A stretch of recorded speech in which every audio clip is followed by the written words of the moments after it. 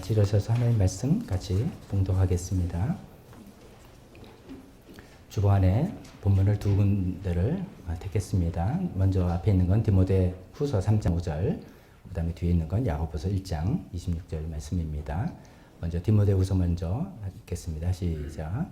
겉으로는 경건하게 보이나 경건함의 능력은 부인할 것입니다.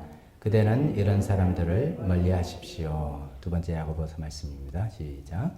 누가 스스로 경건하다고 생각하면서도 혀를 다스리지 않고 자기 마음을 속이면 이 사람의 신앙은 헛된 것입니다.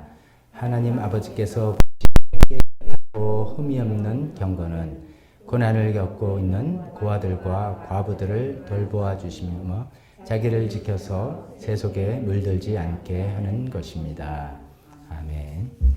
잠깐 설교를 위해서 기도하겠습니다. 하나님 아버지, 계속해서 우리가 정서적으로 건강한 그리스도인이 되기를 소망하는 마음 가운데 하나님 말씀을 또 듣고 하나님 말씀 우리 심령을 비춰보고 또 성찰해 보기를 원합니다. 그러면서 성령님의 도움을 구합니다. 하나님, 우리가 우리 힘과 능력대로 우리 뜻대로 되는 것이 아니오니 하나님, 우리에게 빛을 비춰주신 만큼 우리를 고쳐주시기를 원하시는 하나님의 의도가 담겨 있사오니 그 하나님의 손길에 우리 자신을 맡겨드립니다. 도와주시옵소서. 예수님의 이름으로 기도했습니다.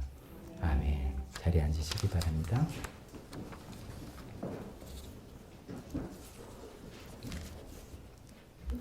지난주부터 또 새로운 설교 시리즈를 시작했죠. 정서적으로 건강한 그리스도인이라는 그런 시리즈 제목을 가지고 말씀을 살펴보고 있습니다. 지난주에 이제 건강하지 못한 영성의 증상이다라고 해서 저희가 이제 제가 주 참고로 하는 그 책에 있는 여러 가지 중에서 이제 5가지 정도만, 사실 뭐 10가지 있더라고요. 근데 10가지 다 하면 그건 너무 지루하고 복잡할 것 같아서 5가지만 줄여서 이제 일단 말씀드려봤습니다. 감정을 무시하고 오히려 더 많은 신앙 활동으로서 감정을 덮어버리려 한다는 거, 뭐 이런 것도 별로 건강하지 못한 것이고, 하나님의 선물인 건전한 욕구를 잘 즐기지 못하고 오히려 그 즐기는 것을 죄스럽게 생각한다든지 옳지 못한 거죠. 또 과거의 영향, 특히 부모님으로부터 영향이 사실 우리한테 굉장히 큰 건데, 이건 난 뭐 말씀으로 그냥 믿음의 공식으로 그런 건 얼마든지 넘어갈 수 있어 라고 생각하는 것도 건강하지 못한 것이고, 거룩한 일과 속된 일이 따로 있다. 그래서 교회 일과 세상 일을 그렇게 잘못된 이분법으로 구분하면서 살아가는 것도 건강하지 못한 영성이고, 마지막에 자신의 어떤 한계를 인정하지 못하는 것도 건강하지 못한 영성의 증상이다. 이런 이제 말씀드리면서 이제 맛보기로 드리면서 이제 앞으로 이런 주제들을 어떤 것들 좀 깊이 또 한 설교 주제로 다룰 것인데 생각해보고 점검 스스로를 해보십사라고 말씀을 드렸습니다. 근데 이제 그런 설교를 이제 준비하고 하면서 가만히 생각해보니까 건강하지 못한 영성, 뭐 이렇게 영성이라는 단어를 썼는데 이 영성이라는 단어를 우리가 제대로 이해하고 있나, 또 올바르고 알고 있나 라는 생각이 좀 들어서 이 책과는 좀 별도의 다른 내용으로서 좀 영성이라는 이 단어와 이 내용에 대해서 좀 말씀을 드리는 것이 필요하겠다 생각이 들었습니다. 그래서 오늘 이제 설교 제목을 종교가 아닌 영성에 기초한 신앙생활, 종교가 아닌 영성에 기초한 신앙생활, 이런 제목으로 설교를 준비했습니다. 우리가 보통 이제 교회 생활을 한다, 교회 다닌다, 우리 보통 교회 다닌다 이렇게 표현하죠. 근데 그걸 이제 교회 생활 이렇게 표현하는데, 그 교회 생활과 신앙 생활, 이게 같은 말입니까? 틀린 말입니까? 뭐 같은 말로 쓸 때도 있고, 근데 조금 우리가 구분한다면 벌써 답이 그 안에 있죠. 틀리다. 근데 이제 뭐가 틀릴까? 이렇게 이런 생각을 해보면서 나가 보겠습니다. 저도 뭐 이제 어제 들은 얘기인데요. 요즘은 이제 부흥회를 막 하고 이제 부흥사들이 이제 돌아다니면서 이제 교회가 성장하고 은혜 받는 그런 또 시대는 좀 아닌 것 같아요. 특히나 코로나 때는 그렇게 됐는데, 옛날에 이제 그랬을 때 이게 실제로 이런 일이 있었다는 게 아니라 그런 이제 이야기입니다. 이제 부흥사들은 이제 단골 메뉴가 있다 그럽니다. 단골 이제 뭐 며칠 부흥회하고 결론 마지막에 여러분들이 정말 하나님께 복을 받으려면 하면서 하는 게 마지막 결론이 뭐냐면 주일 성수해야 되고, 그러면 또 여러분 나오는 거 있죠. 뭐죠? 그러면 기도 생활 열심히 해야 되고, 말씀 매일 읽어야 되고, 11조 떼먹으면 안 되고, 마지막에 담임 목사한테 잘하십시오. 그럼 하나님께서 여러분을 복을 주십니다. 그러면 아멘. 여러분은 아멘 아니세요 혹시? 특히 마지막 담임 목사한테 잘해라. 얼마나 좋습니까? 되게 부담스럽습니다. 이거 이렇게 할 때 하나님 기뻐하시는 거 틀림없어요. 근데 이게 이제 중요한 게 이게 중요한 포인트가 아니죠. 이게 결론이 돼서는 안 되는 거죠. 근데 우리는 이제 그렇게 표현을 안 하더라도 우리는 또 이런 식으로 하죠. 그래, 너 신앙생활 잘하는데 교회 열심히 나오고, 예배 빠지지 말고, 성경 읽으라면 쫙 읽고, 기도도 많이 하고, 교회에서 뭐 좀 맡아서 열심히 하고, 목장 모임 빠지지 말고, 우린 보통 이제 이런 표현으로 쓰죠. 자, 이런 걸 이제 우리가 교회 생활 혹은 신앙생활 이렇게 막 섞어서 이야기하는데, 엄격히 따지면 교회 생활과 신앙생활은 다르죠. 다르다고 볼 수가 있는 것이죠. 이제 신앙은 뭐 이해하지만 우리말로 믿음이잖아요. 하나님을 믿는 생활인데, 이제 교회 생활과 신앙생활 이렇게 표현하는 것보다는 저는 종교와 영성 이런 표현으로 하는 게 더 이제 풍부한 설명이 될 것 같아서 그렇게 표현을 바꿔서 말씀드려 봅니다. 종교하고 영성은 차이가 있다. 이런 것을 우리가 잘 구분하면서 신앙생활을 하자는 말씀입니다. 흔히들 뭐 한국 교회에 이제 많은 여러 가지 벌송사나운 문제들이 있다라고 할 때, 대부분의 원인은 종교와 영성의 차이를 구분하지 못해서 온 것 같기도 하고요. 제가 이제 주제를 삼는 정서적으로 건강한 그리스도인이 되자라고 할 때, 그렇게 교회를 오래 다니고 열심히 하는 것 같은데, 왜 그렇게 안 됐는가라고 할 때도 종교하고 영성의 차이를 구분하지 못해서 그런 경우가 많다라는 그런 생각에서 종교와 영성의 차이를 좀 우리가 제가 설명드리려고 합니다. 먼저 처음엔 영성에 대해서 좀 말씀드려 볼게요. 영성이 대체 뭐냐? 요즘 이제 영성이라는 용어 굉장히 많이 쓰죠. 교회 안팎에서 많이 쓰는데, 이거는 교회에서만이 아니라 일반 종교적인 현상, 종교를 떠나서라도 영성이라는 단어를 많이 쓰는데, 일반적으로 이제 사전적인 정의는 이렇게 되어 있습니다. 자신보다 더 차원이 높은 존재와의 관계. 자신보다 차원이 더 높은, 우리는 이제 하나님이죠. 근데 일반 종교적으로 자신보다 더 차원이 높은 존재와의 관계, 또는 개인이 자신의 한계를 초월해서 그런 궁극적인 존재와 관계를 맺으려는 노력. 이거 쓸 필요 없습니다. 이거는 우리는 필요 없으니까.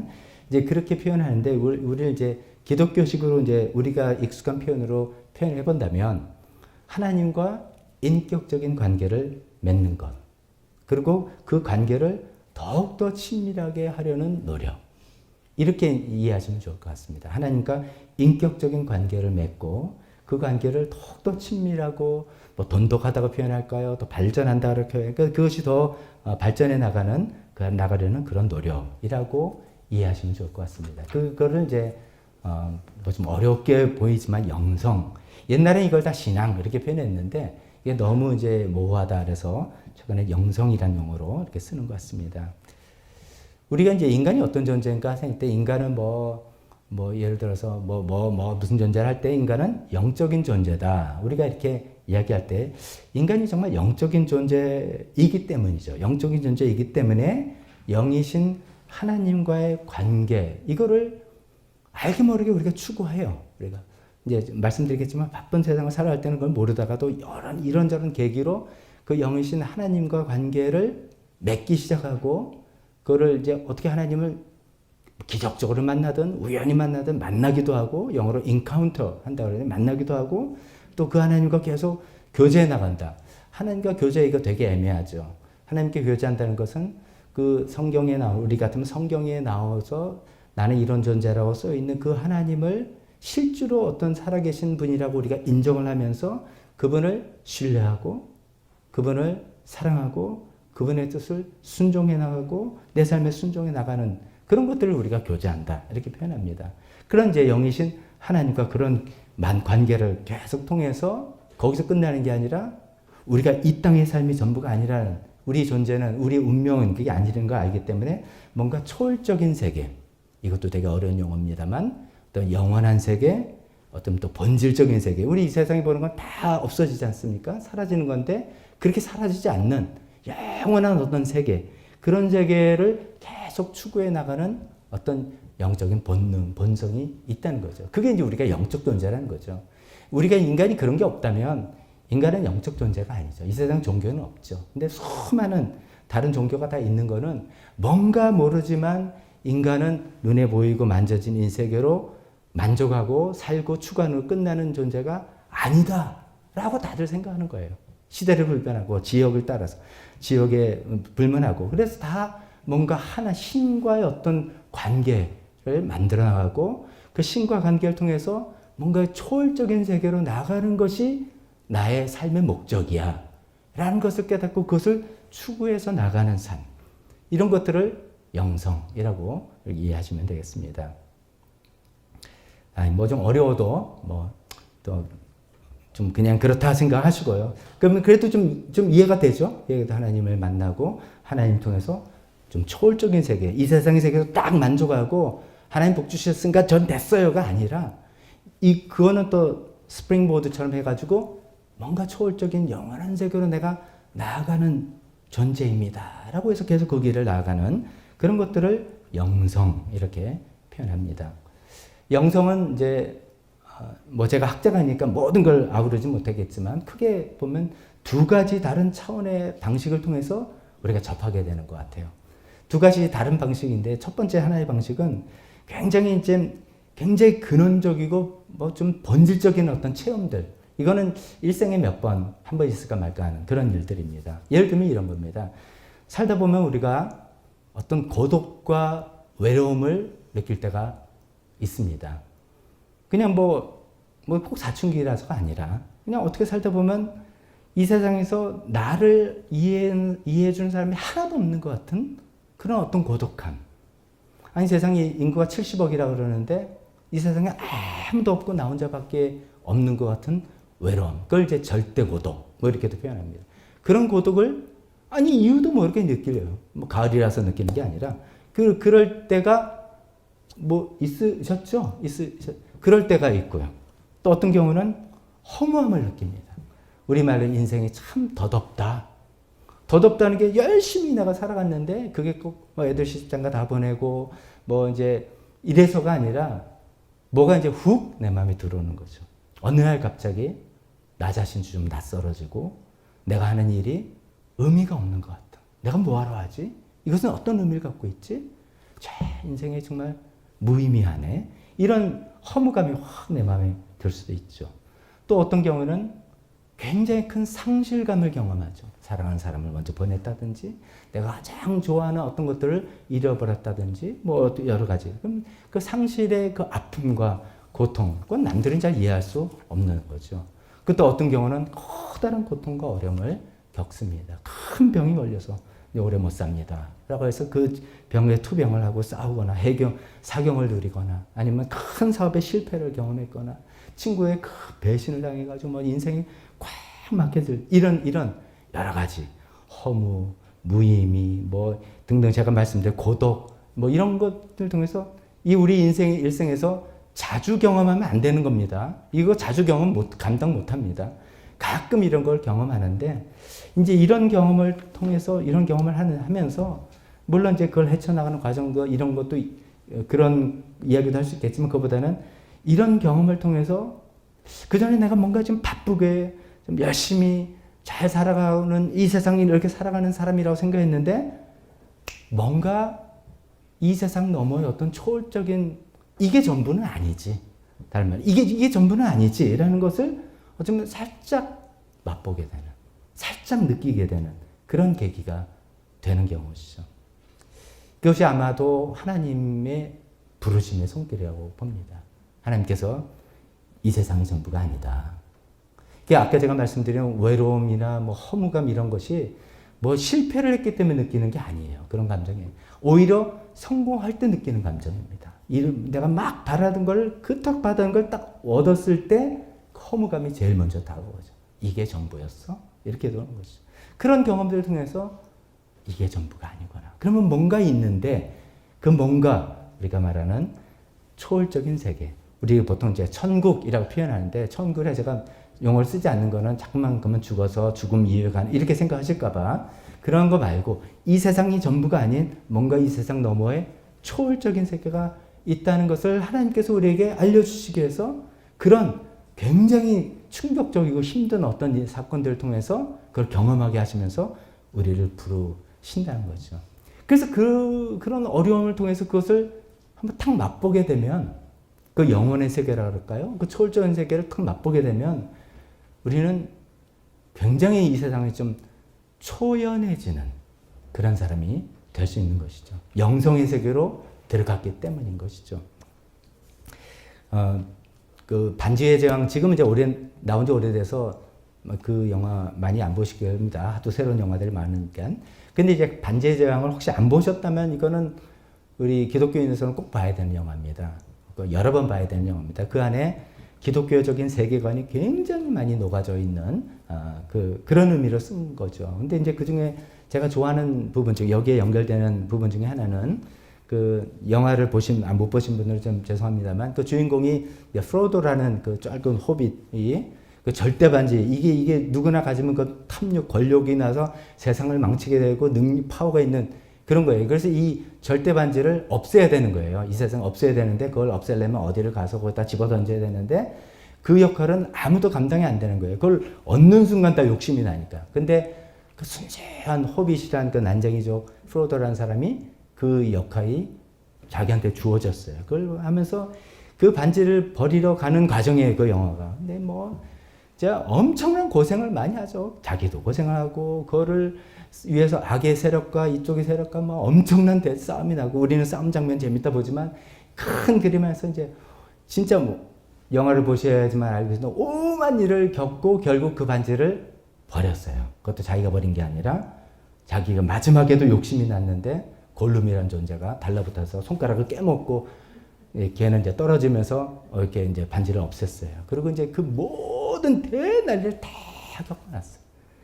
그 겪고 난 다음에 이제 그 호빗 친구들은 다 끝났어. 그럼 우리는 옛날 고향으로 돌아와서 그 호빗 족속은 원래 먹고 마시고 즐기는 거 이제 좋아하는 거예요. 다시 모든 걸 해서 옛날 회사에서 일상에서 즐겁고 행복하게 살 거를 막 기대하고 있는데 한 장면에 이제 그 프로도라는 존재하고 겐달프라는 그 이제 마법사죠. 그 사람이 준비되어 있는 배를 타고 어딜 가는 거예요. 근데 그 장면이 헤어지는 장면에 이 친구들은 막 너무 소원한 거야. 이게 프로도 어디 가니? 막 그러는데 프로도 얼굴은 쟤는 아주 의미심장한 얼굴. 저는 그게 영성의 깊은 맛을 본 얼굴이지 않을까 싶습니다. 그런 뭐 큰 대단한 일, 고독이면 고독, 무의미면 무의미, 고통이면 고통, 어려움 다 겪고 난 다음에 그런 일을 겪으면서 하나님께서 우리를 이게 전부가 아니야. 그러니까 우리는 잘못하면 이거 해결해 주세요만 우리는 목을 매는데 하나님은 이거 해결이 문제가 아니라 이게 없는 세계가 있어. 이거를 우리에게 불러주는 그런 영성의 세계로 우리를 인도하는데 프로도가 그것을 맛을 본 거예요.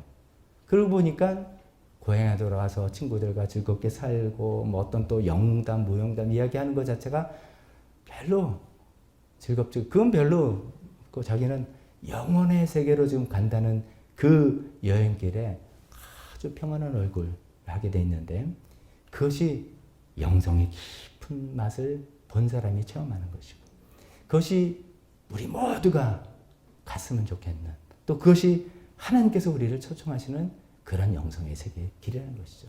우리가 하나님을 만나게 되면 영이신 하나님을 만나게 되고 그 하나님과 계속해서 깊은 관계를 맺어 나갈 때 비록 우리의 기도 제목은 하나님 여기 이런 문제가 있으니까 이거 해결해 주세요. 그럼 해결해 주면 감사합니다. 하나님을 따뜻하게 체험하고 그런 거지만 사실은 이것은 다 도구와 방법뿐이에요. 그 프로도가 그 길을 가는 동안에 수많은 전쟁과 싸움과 이걸 겪었던 이거일 뿐이에요. 결론은 그래 이겼어가 좋아한 게 아니라 이런 것을 초월하는 어떤 삶이 되고 그런 경지에 들어가는 그런 영성의 세계로 들어가는 그런 것을 위해서 하나님께서 저와 여러분들에게 그런 고통과 허무와 또 좌절과 이런 것을 겪게도 하시는데 그것을 해결했다 해서 끝나지 마시고 뭐 저를 포함해서 절대로 거기서 감사하다 그런 데서 끝나는 게 아니라 그걸 통해서 뭔가 한 단계 더 깊은 세계로 들어가는 하나님의 세계로 어떤 초월적인 세계로 들어가는 것이 우리의 삶의 목표고 그것이 신앙생활의 목표다는 것입니다. 근데 제가 굉장히 이렇게 거창하게 말씀드렸는데 이거는 평생 한두 번 경험할까 말까라고 했잖아요. 야, 그러면 영성이라는 게 그러면 야, 그거 뭐 언제 올 때까지 기다리냐? 아닙니다. 그렇게 오는 차원의 방식도 있지만 또 하나는 또 굉장히 다른 식으로 우리의 모든 일상의 모든 순간을 통해서 하나님을 경험하고 그 하나님의 세심한 손길을 경험하고 인도하심을 경험하고 일상에 일어난 나에게 일어난 모든 일이 하나님과 관계, 하나님의 뜻과 하나님의 관계 안에 이루어지기 때문에 하나도 의미 없는 것이 없고 실패면 실패는 성공이면 성공은 크면 작으면 작든 다 의미가 있어서 그 안에서 따뜻하게 작은 것들이 쌓여 나가면서 그 일상에서 하나님을 체험하고 경험하고 하나님과 관계를 맺고 점점점 하나님의 관계가 깊어지는 그런 차원의 방식도 있다는 것입니다. 그래서 우리 흔히 이제 성경에서 범사에 감사해라, 모든 일에 감사하라는 말이잖아요. 어떻게 우리가 모든 일에 감사하는가? 우리가 이제 야, 어떻게 불평 없이 감사할 수 있겠냐 이런 차원으로도 생각할 수 있지만 그 말은 다른 말이 뭐냐면 모든 일에서 하나님의 손길을 느껴라 이거죠. 모든 일에 밥 먹는 일에서 출근하는 길에서 직장에서 상사와 욕을 먹는 그 순간에도 이 계약이 틀어져가지고 잘 될 그 순간에도 모든 일에도 하나님이 함께 하시고 하나님의 손길이 나를 인도할 손길이 있음을 느낄 수 있을 때 그럴 때만 감사할 수 있는 거잖아요. 이게 모든 일에 감사한다는 것도 지극히 계산적으로 모든 일에 감사하면 나중에 복 주실 거니까 이렇게 생각하는 건 굉장히 종교적인 생각이고 영성의 차원의 생각이 아닌 것이죠.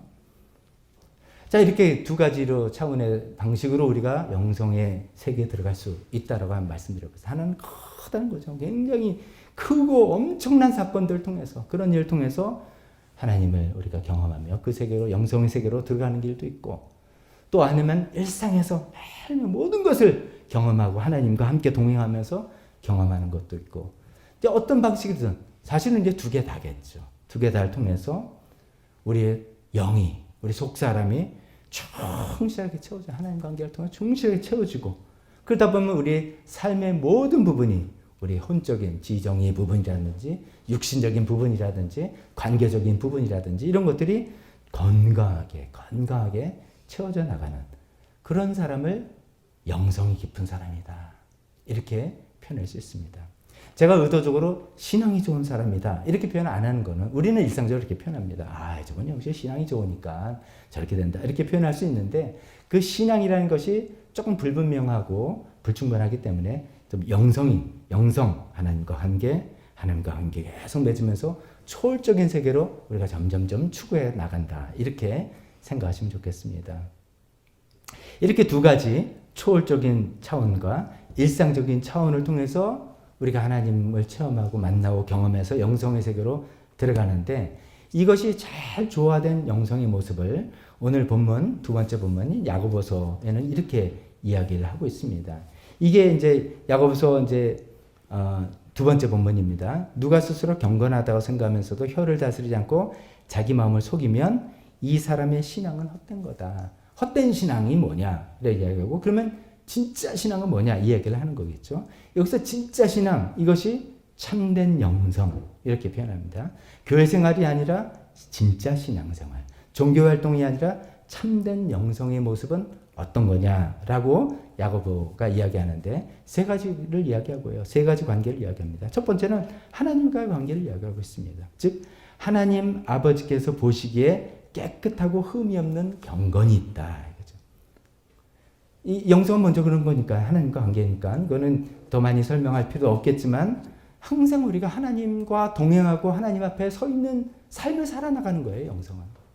자, 오늘 예를 들어서 이렇게 봅시다. 여러분들이 다 예배하러 이 자리에 왔습니다.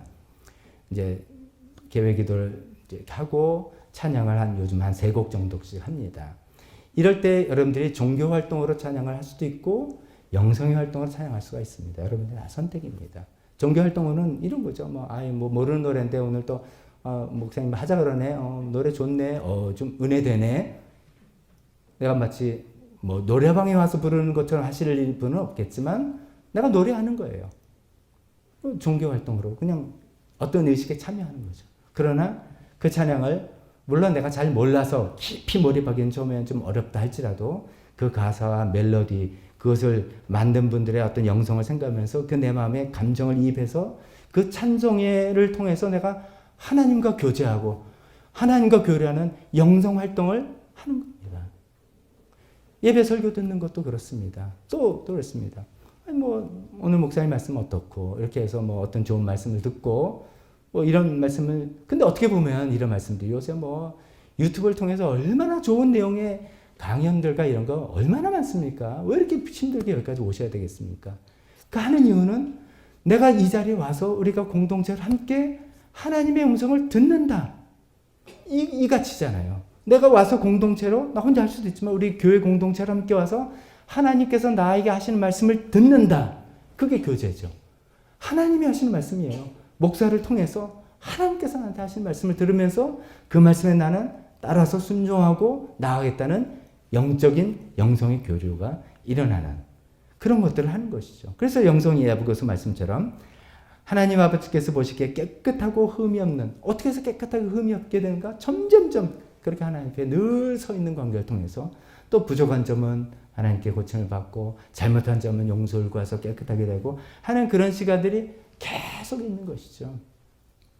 하나님이란 거울 앞에 늘 서는 사람이죠. 그래도 신앙생활 10년, 20년, 30년 열심히 진짜 올바르게 잘 해도 부족하고 때가 있죠. 있지만은 그렇게 늘 진짜 진지하게 하나님이란 거울 앞에 서서 자신의 하나님을 만나고 하다 보면 우리 삶이 점점점 진짜 좀 아름다운 건강한 그런 모습으로 안 갈 수가 없지 않겠습니까? 이제 그런 얘기를 하는 거죠. 또 두 번째는 야고보서 말씀드리면 고난을 겪고 있는 고아들과 과부들을 돌봐주며 이렇게 얘기했습니다. 고아와 과부는 대표적인 사람이죠. 고통받는 이웃이라는 거, 도움이 필요한 약자 이런 대표적인 용어죠.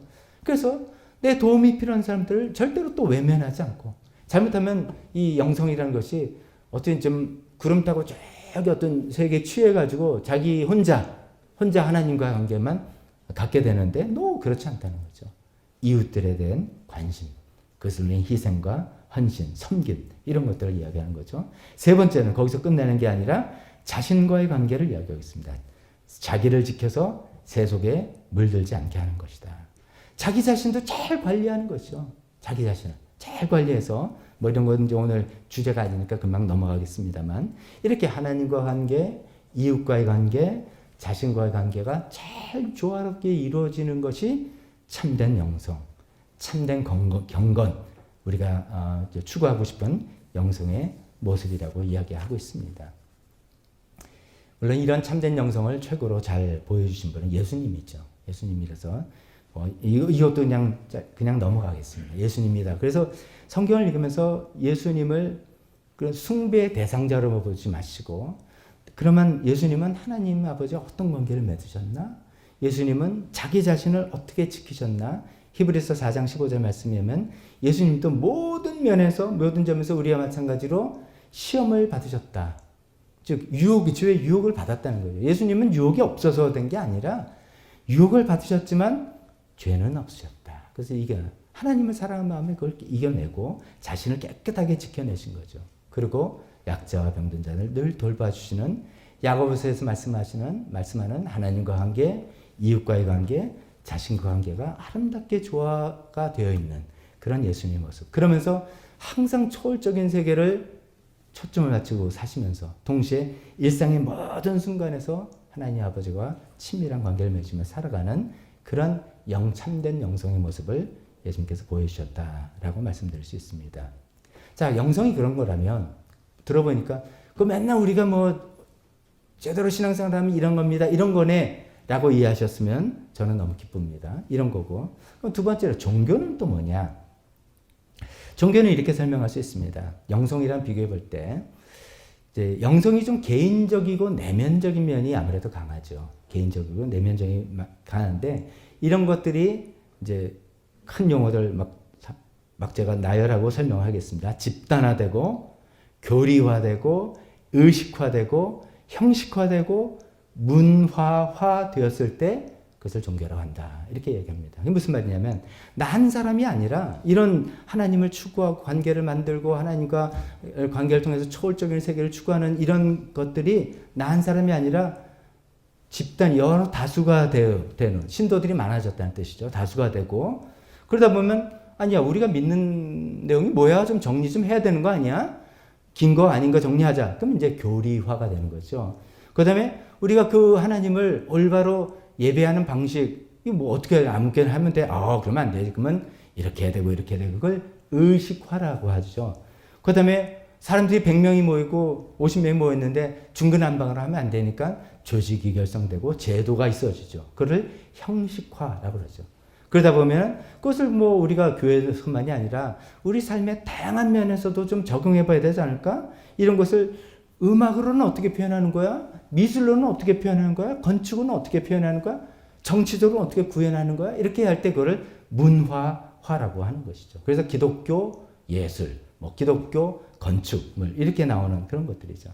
이제 이렇게 조직화되고 집단화되고 교리화되고 의식화되고 형식화되고 문화화될 때 종교라 그렇게 표현하는 것이죠. 그래서 일반적으로 영성은 개인적인 어떤 면을 이야기한다면 종교는 그런 데서 집단적인 면을 이야기하는 것입니다. 종교는 이렇게 집단적인 면이기 때문에 반드시 조직과 제도가 필요하고 조직과 제도에는 또 반드시 지도자와 전문가가 필요하고 또 이 집단은 다른 집단과 선을 구분을 해야 되죠. 너네와 우리가 다른 점이 뭔지. 그러면 우리의 정체성도 자꾸만 정립해야 되고 너네와 우리는 이런 점이 달라 해서 할 수 없이 배타성이 생기는 그런 것이죠. 또 요 한 말씀만 더 종교의 특성에 대해서 설명해 보겠습니다. 이게 꼭 기독교만이 아니라 일반 종교라고도 생각해 보세요. 처음에는 어떤 종교가 딱 시작할 때 그 창시자가 굉장히 카리스마틱한 어떤 인물이 등장합니다. 굉장히 그 카리스마가 많은 인물이 탁 등장해서 기성의 종교들의 잘못된 점을 비판하고 개혁하자고 하면서 그 사람은 사상이나 행동이 굉장히 자유롭고 유연하고 그래서 많은 사람들에게 흡입력이 있게 되는 거예요. 그래서 사람들이 막 모여서 새로운 종교 운동이 시작이 됩니다. 그러나 이제 시간이 점점 늘게 되면 신자 수가 많아지고 그러면 어쩔 수 없이 뭐 규율도 좀 정해야 되고 제도도 좀 정해야 되고 체제를 강화하고 처음에는 좀 자유롭다가도 점점 그 유연함이 사라지게 되고 뭐 이제 이렇게 되는 겁니다. 이게 무슨 말씀을 드리려면 이게 우리가 조심하지 않으면 정말 신앙 영성이라는 것이 점점점 시간이 되고 사람이 많아질수록 이거는 종교화되는 것을 막을 길이 없다는 거죠. 이것은 모든 종교들이 걷는 운명과 같은 코스다. 이렇게 이야기합니다. 기독교 역사도 마찬가지죠. 사도행전에 나온 초대교회의 모습 얼마나 다이내믹합니까? 성령님께서 마음껏 활동하셔서 이곳에 갔다 저곳에 갔다. 그 당시에 규율과 유대인들의 관습을 뛰어넘으면서도 너무도 하나도 이상하지 않고 그걸 잘 수용하고 받아들여서 이방인들에게 복음도 전하고 뭐 이런 그런 좀 다이내믹한 모습이 됐는데 이것이 이제 역사적으로 계기로 그것이 기독교가 공인이 되고 핍박받는 종교가 더 이상 아니고 그럼 너 믿어도 돼 하는 정식 종교로 공인이 되고 더 나아가선 로마의 국교가 되고 이러면서 이게 점점 종교화된 거죠. 수많은 사람들이 이제 교회를 오니까 뭐 조직 개편이 있어야 되고 뭐 규율이 있어야 되고 뭐가 있어야 되고 이러면서 제가 아까 말씀드린 것처럼 점점점 경직된 그런 모습으로 가게 되는 것이죠. 그러다가 또 이제 개혁이 일어난 거고 그래서 대표적인 게 15세기 종교개혁 아니겠습니까? 그 개혁이 계속해서 일어나야 되는 것이죠. 자, 종교를 이 정도만 이해하시고 그게 이제 지금 포인트가 아니니까 종교는 그러면 다 나쁜 거냐? 우리가 보통 나는 종교 생활하면 안 돼. 이렇게 할 때 종교가 나쁜 거냐? 아닙니다. 종교는 영성을 설명해내고 영성을 담는 좋은 형식이자 틀입니다. 이것이 없으면 안 돼요. 이것이 없으면 안 돼요. 근데 이게 종교가 영성 그 자체는 아니라는 것을 반드시 기억해야 되는 것이죠. 제가 오늘 드리려는 말씀이 이겁니다. 우리가 신앙생활 할 때 우리는 영성을 추구하는 사람이지 종교를 추구하는 사람이 아니다. 이런 것을 분명히 기억하셔야 됩니다. 왜냐하면 이 종교는 영성이 있을 수도 있고 없을 수도 있어요. 문화만 남은 종교 있습니다. 정치 제도만 남은 종교 있을 수 있습니다. 그래서 교회 안에서도 진정한 믿음 없이 교회 생활을 충실하게 하는 사람 있을 수가 있는 겁니다. 종교의 성격이 그렇기 때문에 그런 것이죠. 그래서 저도 그런 얘기 많이 하고 여러분들 들어보셨을 겁니다. 기독교는 종교가 아니라 신앙입니다. 아니, 기독교가 종교가 아니에요. 종교죠. 그렇지만 종교라는 형식과 틀만을 붙드는 게 아닙니다. 이야기를 하는 것이죠. 종교가 아니라 하나님과의 관계다. 이제 영성을 추구하는 그런 어떤 무대면 무대, 어떤 장소면 장소라는 그런 말이죠. 여기까지 제 말씀을 오늘 제가 설교드리면서 꼭 드리고 싶은 것은 우리가 추구하는 것은 영성이지 기독교는 종교가 아니다는 것입니다. 우리가 추구하는 건 이 영성이 점점 깊어지는 것이지 기독교의 충실한 신도가 되는 것이 아니다. 기독교의 충실한 신도, 뭐 흔히 여러 가지 표현을 써요. 말씀 많이 보는 사람, 교회 충성하는 사람, 목사한테 잘하는 사람, 기도 생활 많이 하는 사람, 이 다 나쁘다는 뜻이 아닙니다. 근데 영성이 빠지고 그런 행동만 있다면 그런 기독교에 충실한 사람이에요. 이런 사람들이 많으면 우리 교회 좋죠, 사실은. 뭐 헌금도 많이 하실 것이고 진도도 많고 뭐 할 겁니다. 그런데 영성이란 뿌리가 없으면 그것은 우리가 정말 추구해 나가는 신앙생활의 본질적인 모습이 전혀 아니다는 말씀입니다. 자, 영성과 종교를 이렇게 설명했다면 요거를 좀 이런 것을 좀 조합을 해가지고 네 가지 유형의 인간이 있을 수 있다. 우리가 인간 네 가지 유형이 있을 수 있다는 말씀을 드리면서 좀 말씀을 정리해 보겠습니다. 영성과 종교의 차이 다시 한번 설명드릴까요? 영성, 하나님, 초월적인 하나님과 관계를 맺고 그 하나님과 관계를 통해서 초월적인 세계를 지향해 나가는 삶인 것입니다. 그것이 아주 드라마틱한 초월적인 사건을 통해서 경험할 수도 있고 일상의 소소한 삶을 통해서 우리가 계속 경험해 나갈 수도 있는 것이죠. 종교, 그것이 집단화되고 제도화되고 교리화되고 좋은 틀입니다. 이것이 있어야 영성이 계속 보존되고 유지해 나갈 수 있습니다만 잘못하면 종교의 껍데기만 남을 수도 있는 그런 것들을 잘 생각해 보면서 이 영성과 종교를 이제 결합하면 이 네 가지 유형으로 이야기할 수 있습니다. 첫 번째는 비영적이면서 비종교적인 비영적이면서 비종교적인 사람. 이런 분들은 어떻습니까? 영성에 관심이 없습니다. 하나님 보이지도 않는데. 세상, 초월적인 세상이 있다고? 영원한 세상이 있다고? I don't know. I don't care. 난 이 세상 지금 여기가 중요해. 이것만 관심 있어. 라고 하던 영적인 것에 관심이 없으신 분이죠. 전혀 관심이 없을 따라 종교적인 것도 관심이 없습니다. 그래서 그 세계를 가기 위해서 뭐 또 해보고, 뭐 또 좀 이렇게 교회 참여도 해보고, 뭐 이렇게 해보라는데, 네, 그래, 싫어. 그러니까 교회 안 나오시는 분이죠. 교회 나온다 해도, 교회는 어떤 목적으로 나오면 사회적인 교제를 하러 나오는 것이지, 이런 거 있죠.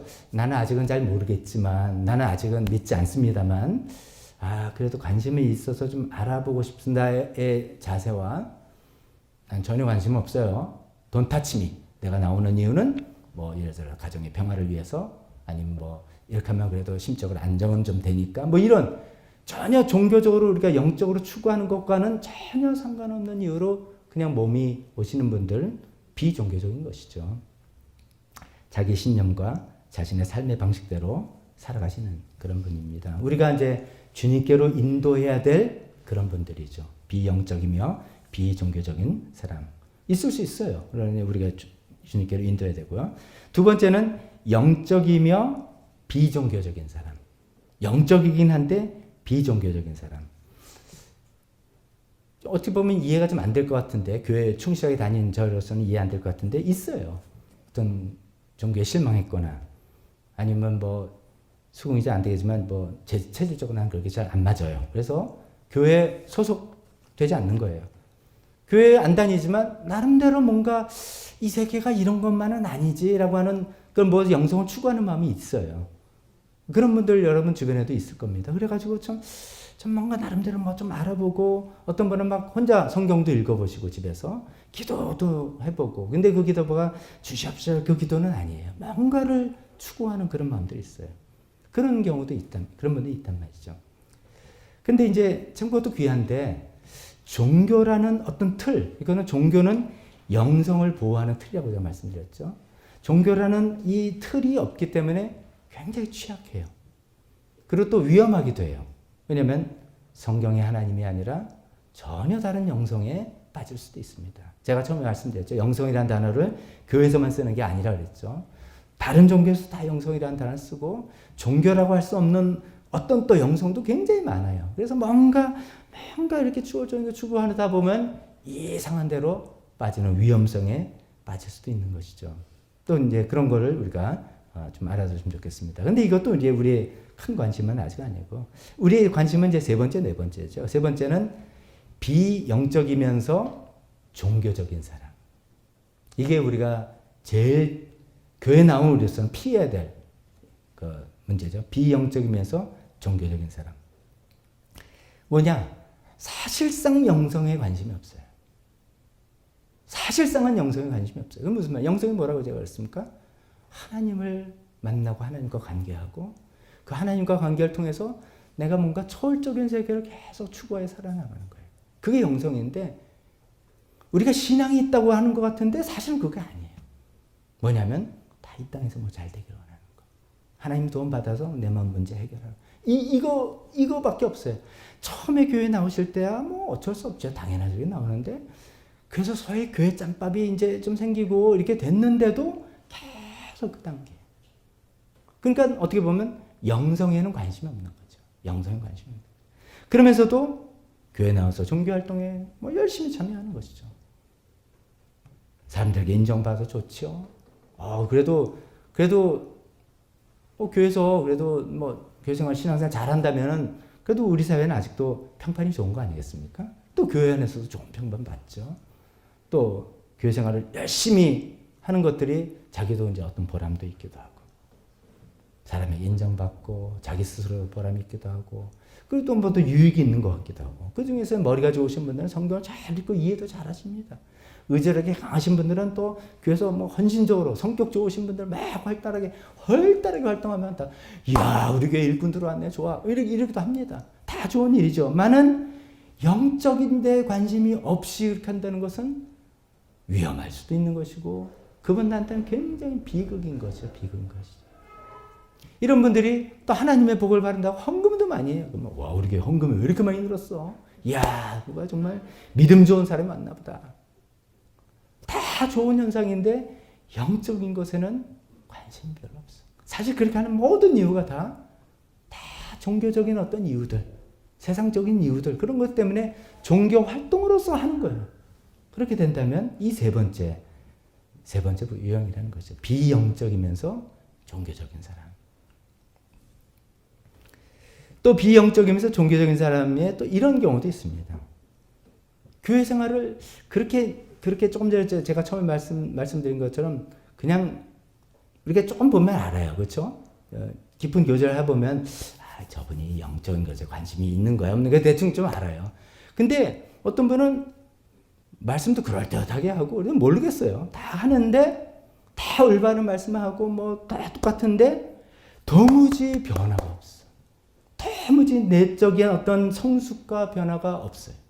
그것을 디모데후서 이 첫 번째 본문의 말씀 표현하면 경건함의 능력이 없는 거죠. 이 경건함의 능력이라는 게 이제 뭔지 뭐라고 표현하기 애매한 표현을 써 있는데, 쉽게 생각하면 내가 뭔가 예수님을 믿고 신앙생활을 하면 내 삶이 좀 이렇게 아름답다, 이것도 되게 모호합니다만 아름답게 뭔가 변하는 거잖아요.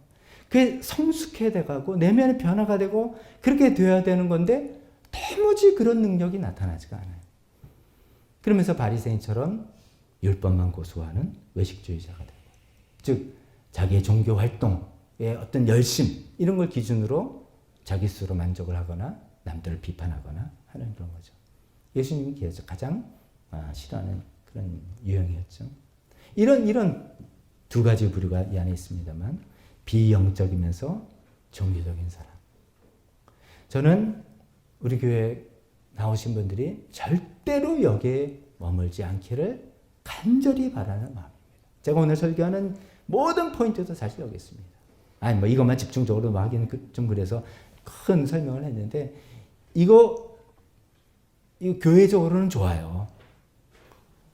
영적이든 비영적이든 상관없고 종교적이면 되잖아요. 그러면 모여라 그러면 다 모이고 뭐 합시다 그러면 다 하고 뭐 좀 헌신하자 그러면 헌금도 많이 되고 뭐 자원자도 생기고 그래서 뭐 돌아가는 것 같고 막 다 좋습니다. 교회를 운영하는 입장에서는 최고예요, 최고. 그러나 우리는 이거는 신앙생활이 아니죠. 기독교가 만약에 그런 종교였다면 2000년 못 갔습니다. 기독교에 얼마나 잘못된 일들이 많았습니까? 그래서 사실은 이런 영성이 쭉 줄기가 없고 종교로만 있었다면 기독교는 벌써 없어진 종교가 됐어야 되는 거죠. 그런데도 이게 살아있었던 거는 이 영성의 줄기들이 있었기 때문에 그 안에서 회개도 하고 하나님을 붙들고 더 초월적인 세계를 향해서 나가는 사람들이 있었기 때문에 또 개혁이 되고 또 살아나고 한 것인데 우리가 이런 것에 아이 뭐 알아서 하고 교회 열심히 나오면 돼 라고 하는 것에만 집중한다면 우리 교회 뭐 언제까지 존재할지도 모르겠습니다.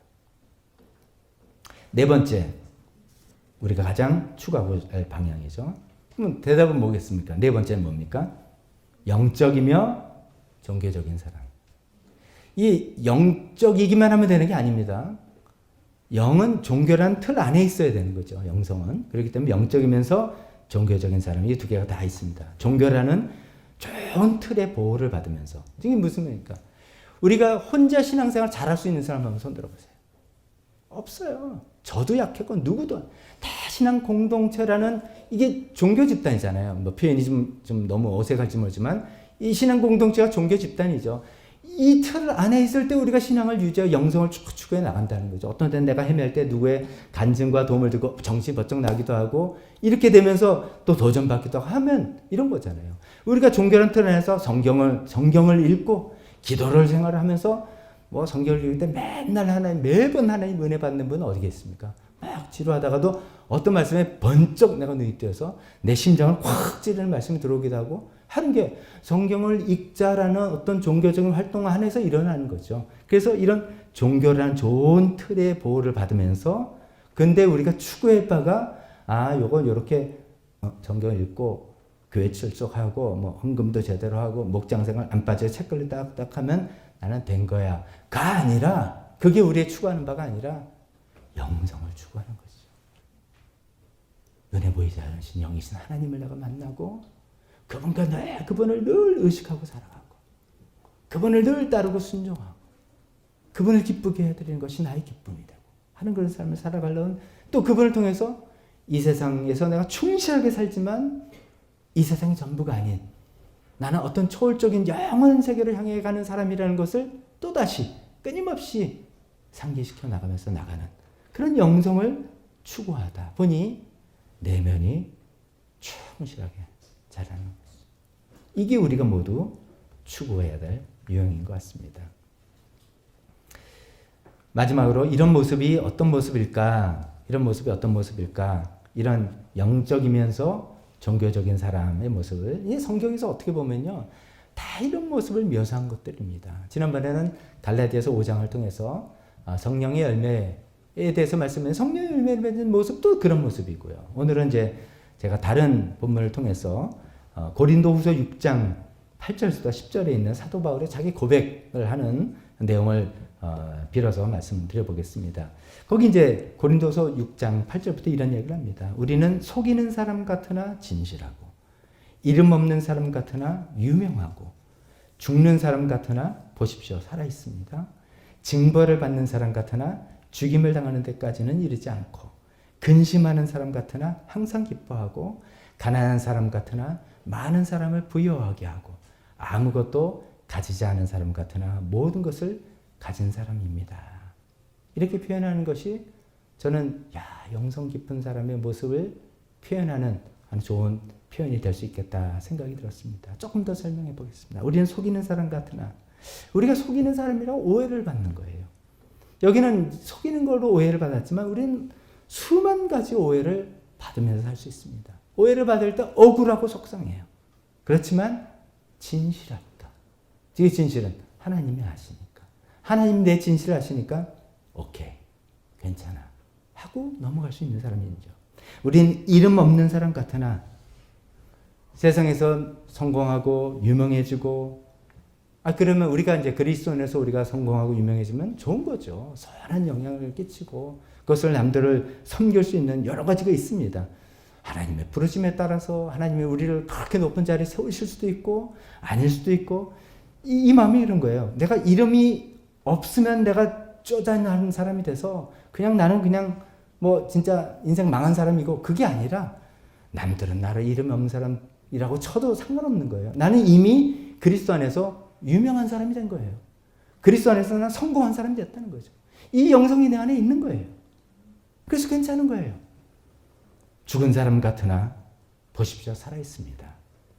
커다란 일에 실패했을 때 뭐 우리가 야 진짜 망했다 뭐 그런 거 있잖아요. 어떤 때 진짜 망했다. 이게 죽었다는 것이죠. 그게 끝이네. 그게 아니라 하나님 힘으로 또다시 일어나고 또다시 일어나고 살아나는 사람입니다. 징벌을 받는 사람 같으나 죽임을 당하는 데까지는 이르지 아니하고 우리가 커다란 고난과 어려움을 겪을 때 우리 마음에 이런 생각이 확 찔러댑니다. 너 하나님께 벌 받는 거야. 꼴 좋다. 이런 일이 생기게 됩니다. 네가 그러더니 뭐 이런 이거 대부분 사단의 참소입니다.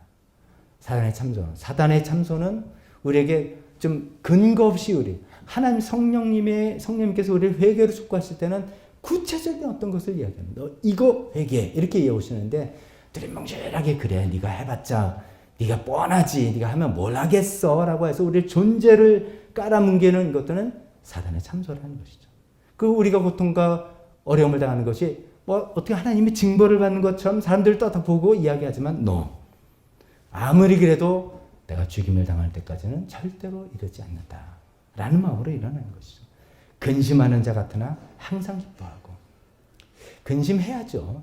어떤 책임감 때문에 근심과 계획을 세우는 거죠. 그러니 여기서 근심하지 말라는 것은 이게 내가 책임져야 될 일이라고 생각하는 거죠.